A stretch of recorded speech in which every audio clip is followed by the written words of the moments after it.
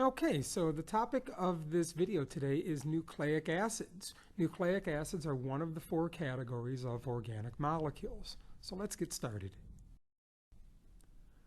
So here's a picture of a blueprint to build a boat. You might know that a blueprint is really just a set of building instructions, and you're often going to hear nucleic acids, specifically DNA, compared to a blueprint. Well, what does that mean about DNA then? What it means is nucleic acids and DNA, we'll get to DNA in a little more specifics later, but nucleic acids are blueprints, they're instructions, they contain information, and in this case, they contain information on how to link together a bunch of amino acids into what's called a protein. Without the instructions found within the nucleic acids, our cells would not be able to build proteins. And so because of this, we often call nucleic acids as an analogy of a blueprint. Well, there's two types of nucleic acids, molecules called DNA on the left and RNA on the right, and we'll talk some specifics about each in just a moment. But the N and the A in their abbreviations stand for nucleic acids. Now, any nucleic acid is composed of building blocks called monomers, and in this case, the monomer of a nucleic acid is called a nucleotide. So one nucleotide would be a monomer. But when a bunch of nucleotides are bonded together, this makes a polymer.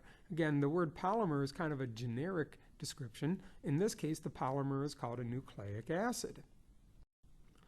Now, when we look at the structure in more close detail of a nucleotide, we just said a moment ago, what's a nucleotide? It's the monomer, it's the building block of a nucleic acid. And so if we take one single nucleotide here, now in reality, nucleotides are not just an orange circle. That's incredibly generic and symbolic. If we zoom on in, what we see are three different shapes, and these shapes are even pretty generic and symbolic as well. But these three shapes represent the three subparts of a nucleotide. There's the first part, the blue pentagon with the S in the middle. Well, this is the sugar molecule. Here's an actual diagram here of what the sugar molecule looks like. Notice you can see why we tend to use pentagons to symbolically show the sugar molecule, because the carbons in the middle are kind of arranged in a pentagon configuration. And then there's the black circle with the letter P. That stands for the phosphate group. And this is a diagram of the actual phosphate group right here. And you have to use your imagination a little bit, but you're often going to see just phosphate groups kind of drawn as a circle. Just know that the circle part, that's our phosphate group. And then there's the really interesting part of a nucleotide, the nitrogen base. There's 4 nitrogen bases, and we symbolically identify them by letters of the alphabet. And A stands for a nitrogen base called adenine. You might know from middle school that there's a nitrogen base T for thymine, a nitrogen base C for cytosine, and a nitrogen base G for guanine. Now, these are the parts of the nucleotide that are really special, because it's the order of these A's and T's and C's and G's that we have inherited from our parents.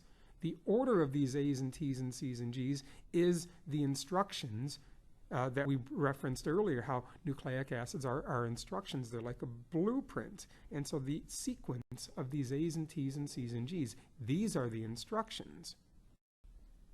And so one thing to mention, we said a moment ago, nucleotides, here's a single nucleotide. Let me add a few more. Nucleotides will combine with one another in order to form a larger polymer that we call a nucleic acid. And so here we have a nucleic acid made from about a dozen or so nucleotides. Well, let's go ahead and stop the notes for a moment, and let's kind of see what we can answer. So, pause the video, try to answer these 6 questions. I'm going to go over the answers in 3, 2, 1.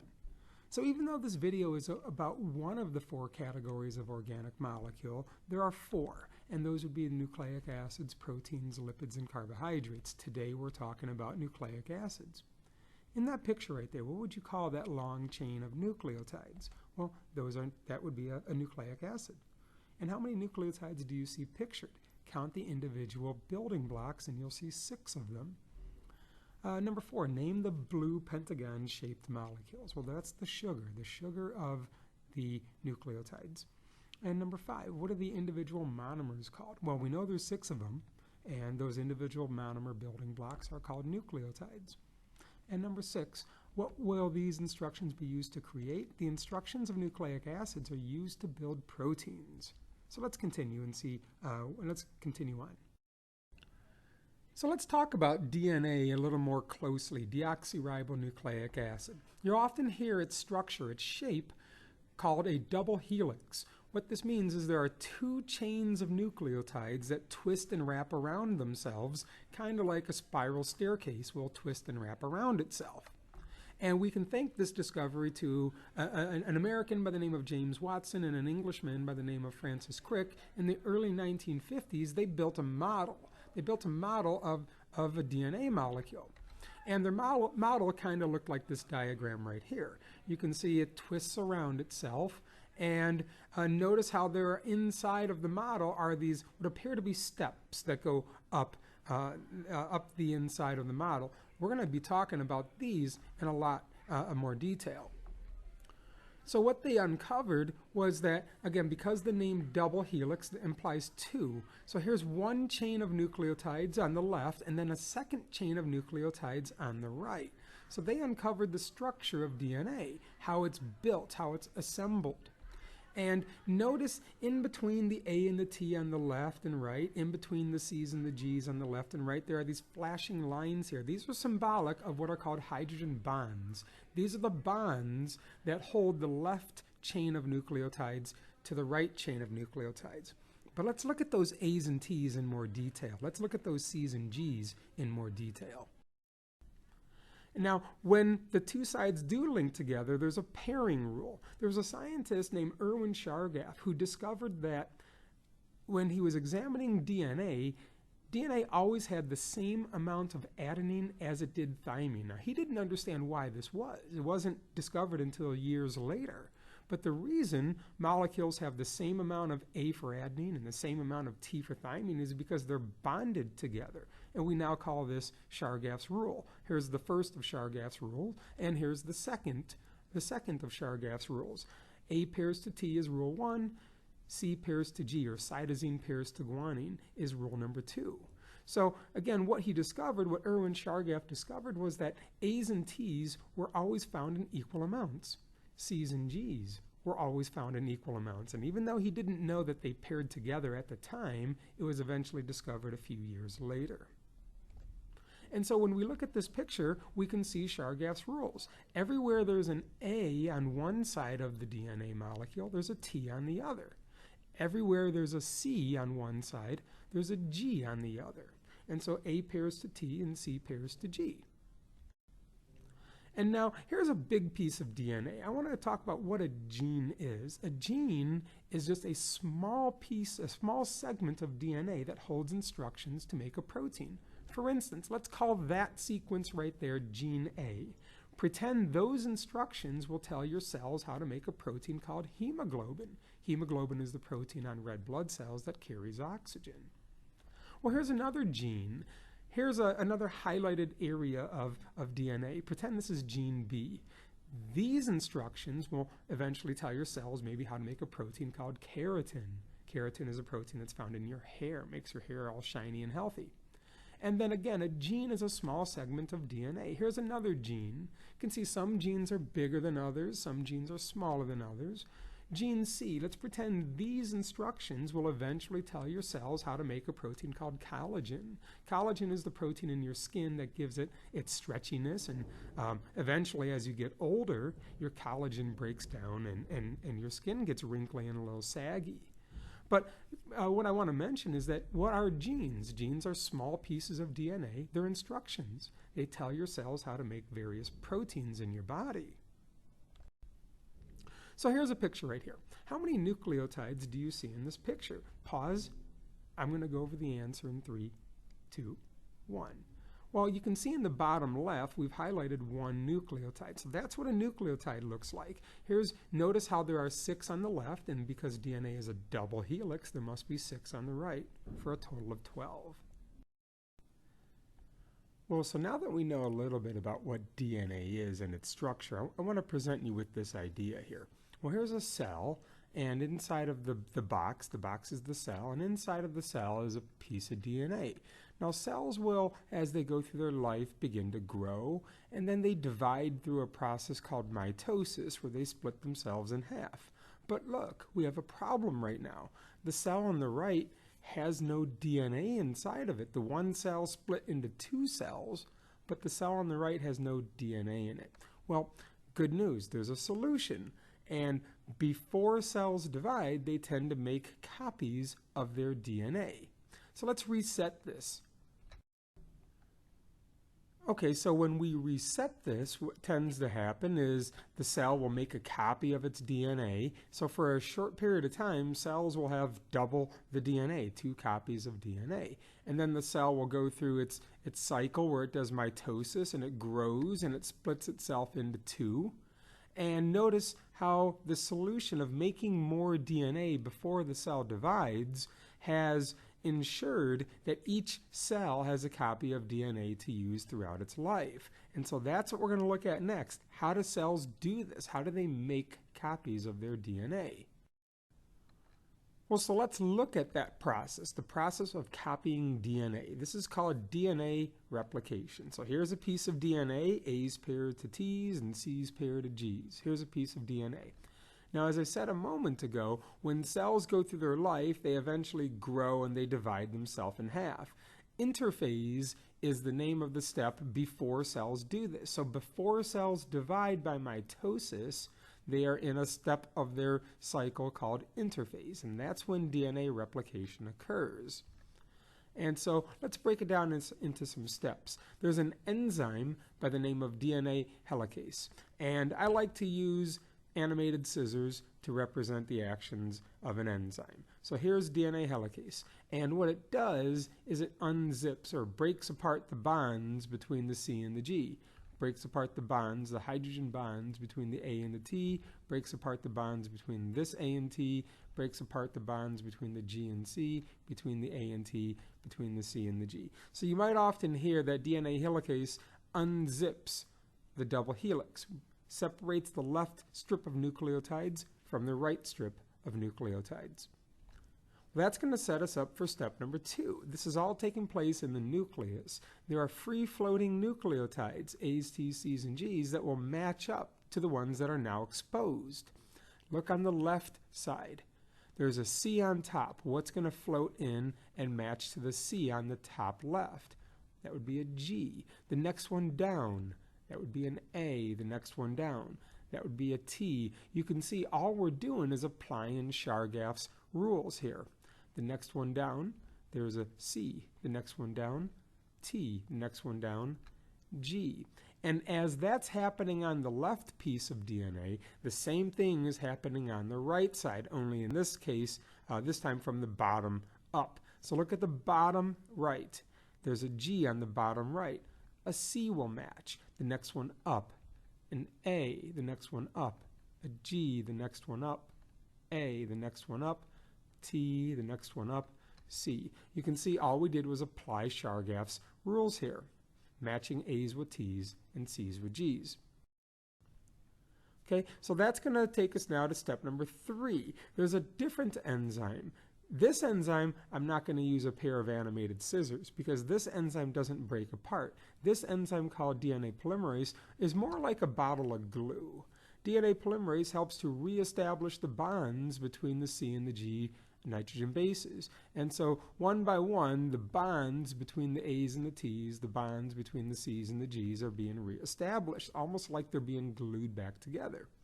Now, on the right-hand side, the same thing happens. Same thing happens only in the opposite direction. The C and the G, the A and the T, the G and the C, and so on as we move up. And one by one, the 2 pieces of DNA are now re-glued together. And when we stop and examine, we can see that both pieces of DNA are identical to one another. Look at the sequence. The top nucleotides are both C and G. The next one down are T and A. The third one down are A and T, and so on, all the way down. They are exactly identical to one another. This is how your cells make a copy of their DNA right before they divide in half.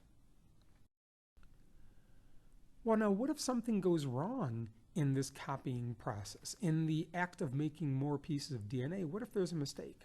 What if there's what we call a mutation, a change, or an error in the DNA sequence? If you look at the picture, there's a mutation. Can you find it? I'm going to show the answer in 3, 2, 1. Right there. Let's pretend that T should not be there. So what happens is there's an enzyme that will come along and correct this. The good news is mutations can be corrected, errors can be corrected, because there are what we call proofreading enzymes. If you ever proofread, an essay, you might uncover grammar mistakes and spelling mistakes, and you can proofread and fix. Well, there's a proofreading enzyme. And because it's an enzyme, I like to use animated scissors to represent it. And so the proofreading enzyme has found the misspelling, has found the error. And we actually estimate that there's a lot of errors in our DNA before the proofreading happens. We have about 6 billion A's, T's, C's, and G's in every cell of our body. And before the repair is made, we estimate about 1 error in every 10,000 of these A's and T's and C's and G's. So we actually have millions of these errors. What happens is the enzyme will splice out and remove the mutation, and that exposes an opening. And so hopefully the proper nucleotide will float on in, and now the mutation has been fixed. And so post-repair, it's estimated that there's maybe only 1 error in every billion A's and T's and C's and G's. So everyone has mutations, everyone has misspellings in our DNA code. And it's just we hope that these mutations are not in areas of our DNA code that could actually cause harm to us. And we'll talk more about that later on in the school year, how DNA mutations can cause harm. Let's take a quick moment and mention the other kind of nucleic acid, RNA, ribonucleic acid. Notice from the picture, probably the most obvious difference. RNA is a single chain of nucleotides, whereas DNA is a double chain, a double helix. Notice how there's some different spellings here. When we examine the nitrogen bases of RNA, we still see A for adenines and C for cytosines and G for guanines, but notice how there's no T for thymines. We have the letter U instead. The letter U is a nitrogen base called uracil, and the reason is thymine cannot bond to the sugar of RNA, so that's why there's no T's in RNA. Uracil can bond to the different kind of sugar of RNA, so that's why you have U's instead. Well, let's look at what RNA does. Well, here's a simple diagram of a cell, and here's the nucleus of the cell, and inside the nucleus is the DNA of the cell. Now, as we've said a few times, DNA is kind of like a set of instructions, a blueprint, and DNA are, to be specific, are the instructions to build a protein. But elsewhere in the cell, you have lots of parts of a cell called a ribosome. Now, ribosomes are interesting because they're in the cytoplasm, but then you look at what they do. The ribosome is the actual builder of the protein. So you see we have a problem. We have the instructions to make the protein in the nucleus, but we have the ribosome elsewhere in the cytoplasm. So something's missing. Something must go in between the two, and that's the job of RNA. RNA, one of the jobs of RNA, is to make a temporary copy of the DNA and carry it over to a ribosome. So the RNA is kind of like the go-between, the intermediate molecule. It takes a copy of the DNA from the nucleus over to the ribosome. And now that the ribosome has the instructions to build a protein, the ribosome will begin to gather amino acids. You might know that amino acids are the monomers or the building blocks of a protein. And so the ribosome gathers the amino acids and they get linked together to eventually make a protein. Well, let's do a little bit of review before we're done. So go ahead and pause the video and try to fill in what goes into box A, B, C, D, E, and F. pause the video. Some of these were discussed other days, of course. We only learned about nucleic acids today, but go ahead and try to fill in as many of these as you can. I'm going to go over the answer in 3, 2, 1. So a monomer of a carbohydrate, well, that's a monosaccharide. A polymer of a carbohydrate, that's a polysaccharide. Monomer of a protein, that's an amino acid. The polymer of a protein, that's a polypeptide. The monomer of a lipid, there's actually 2 of them, a molecule called fatty acid and a molecule called glycerol. And we talked about letter F today, the monomer of a nucleic acid, well, that's a nucleotide. So how'd you do? Okay, so there you have it. If you're in my biology class, pause the video, try to answer these questions on a separate sheet of paper. I'm happy to check your answers before school or after school one day. So thanks for watching. I hope you found this helpful.